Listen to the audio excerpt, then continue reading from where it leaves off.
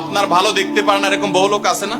এই হিংসা করলে অনেক সময় বদনজর লাগে, বদনজর। আপনার ভালো কিছু হতে আরেকজনের জ্বালা পড়া শুরু হয়েছে, এর কারণে অনেক সময় মানুষ ক্ষতিগ্রস্ত হয়। বহুবার এই সূরা পড়ে তৎক্ষণাৎ একেবারে পড়ার সাথে সাথে আমি কার্যকরিতা আমার চোখে বহুবার দেখেছি, আলহামদুলিল্লাহ। নবী সাল্লাল্লাহু আলাইহি ওয়াসাল্লাম এক সাহাবীকে বলেছেন, তুমি কি জানো আজকে রাতে যে দুইটা সূরা আমার প্রতি নাজিল হয়েছে, যে আয়াতগুলো নাজিল হয়েছে, এইরকম আয়াত কোরআনে আরেকটা নাজিল হয় নাই। আমার বাচ্চার কোনো অসুবিধা হলে মাঝে মধ্যে আমার মিসেস বলতেন যে একটু দোয়া পড়ে খু দাও তো। আমি আমার মিসেসকে সাথে সাথে বলি, কেন, তুমি দিলে কি সমস্যা? অনেক সময় বাচ্চাকে নিয়ে আসেন, হুজুর একটু তাকে দোয়া পড়ে ফু দিয়ে দেন, একটু পানি পড়ে দেন। আমরা কি দোয়া পড়ি আজকে সেটা আমি আপনাদের সামনে ফ্ল্যাশ করে দিলাম, জানিয়ে দিলাম। আপনার যদি কোনো বিপদ হয়, আজকে অনেক ভাই প্রশ্নে লিখেছেন, অনেক সময় মানুষ বলে, ভাই আমার বাচ্চাটার এই সমস্যা, আমার ওই ওয়াইফের এই সমস্যা, আমার স্বামীর এই সমস্যা, আমার এই সমস্যা। আমরা আল্লাহর কাছে আশ্রয় চাইতে জানি না। আজকে শিখে যান, এই দুইটা সূরা নাজিল হওয়ার যে প্রেক্ষাপট, সেই ঘটনা শুনলে আমাদের ঈমান আরো বেড়ে যাবে ইনশাআল্লাহ। নবী সাল্লাল্লাহু আলাইহি ওয়াসাল্লাম একবার অসুস্থ হয়ে পড়েছেন এবং অসুস্থতাটা এত মারাত্মক ছিল যে আম্মা জান আয়েশা রাদিয়াল্লাহু তাআলা বলেছেন, অনেক কাজ তিনি করেন নাই, অথচ তিনি বলতেন তিনি করেছেন, মানে তার মনে হতো তিনি করেছেন।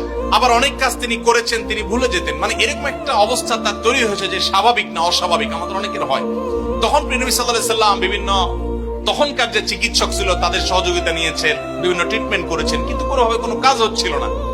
আল্লাহ রাব্বুল আলামিন তার নবী সাল্লাল্লাহু আলাইহি সাল্লামের চিকিৎসার জন্য দুইজন ফেরেশতা পাঠিয়েছেন।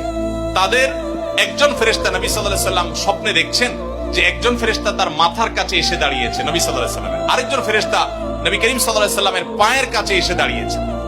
মাথার কাছে যে ফেরেশতা দাঁড়িয়েছেন, ওই ফেরেশতা পায়ের কাছে থাকা ফেরেশতাকে জিজ্ঞাসা করছিলেন যে এই লোকটার কি হয়েছে, অর্থাৎ নবী সাল্লাল্লাহু আলাইহি সাল্লামের কি হয়েছে। তখন পায়ের কাছে থাকা ফেরেশতা খুব মনোযোগ সহকারে শুনেন, পায়ের কাছে যে ফেরেশতা দাঁড়ায় ছিলেন উনি বলতেছেন, ওনাকে, অর্থাৎ আমাদের নবী সাল্লাল্লাহু আলাইহি ওয়াসাল্লামের কথা বলছেন, ওনাকে জাদু করেছে। পায়ের কাছে থাকা ফেরেশতা এটা বলার পর মাথার কাছে থাকা ফেরেশতা আবার জিজ্ঞাসা করলেন, কে জাদু করেছে? পায়ের কাছে থাকা ফেরেশতা তার নামও বলেছে, লবিদ ইবনে আসাম নামে এক ইহুদি, উপর দিয়া মুনাফিক মুসলমান সাজছে, আসলে সে ইহুদি, সে জাদু করছে নবী সাল্লাল্লাহু আলাইহি ওয়াসাল্লাম। এটা বলার পর আবার মাথার কাছে ফেরেশতা জিজ্ঞাসা করলেন, জাদুটা কোথায় আছে, কিভাবে করেছে? তখন বলা হলো যে চুলে জাদু করেছে, জাদুর মন্ত্র পড়ে চুলে গিরা দিয়েছে, গিরা দিয়ে জাদু করেছে।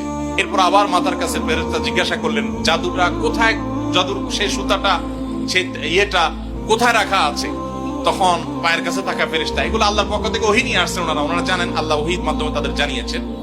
তো তারা বললেন যে, তিনি বললেন যে সেটা অমুক কূপের নিচে, পাথরের নিচে চাপা দিয়ে রাখা আছে।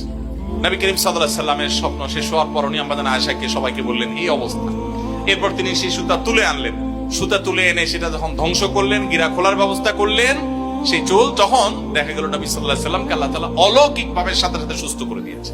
আপনি কোন আলিমের কাছ থেকে দোয়া দুরূদ পড়িয়ে নিতে পারেন, পানি পোড়া নিতে পারেন, তেল পোড়া নিতে পারেন, শরীরে ফু দিয়ে নিতে পারেন, এগুলো জায়েজ। রুকিয়া, ঝাড়ফুঁক বলে এগুলোকে, কোরআন আয়াত দিয়ে এগুলো করলে অসুবিধা নেই ঝাড়ফুঁক করা। কিন্তু আপনারা যারা এখানে আছেন সবাই এই আমলটা করতে পারেন। সেটা কি? সূরা ফালাক এবং সূরা নাস আপনারা ঠিকমতো পড়বেন। দেখেন আপনার বাচ্চার কোনো অসুবিধা হয়েছে, আপনি নিজে পড়বেন। কোন হুজুরি দিয়ে করাতে পারলে ভালো। রাত 10টা বাজে বাচ্চা হঠাৎ কান্নাকাটি শুরু করছে, অস্বাভাবিক।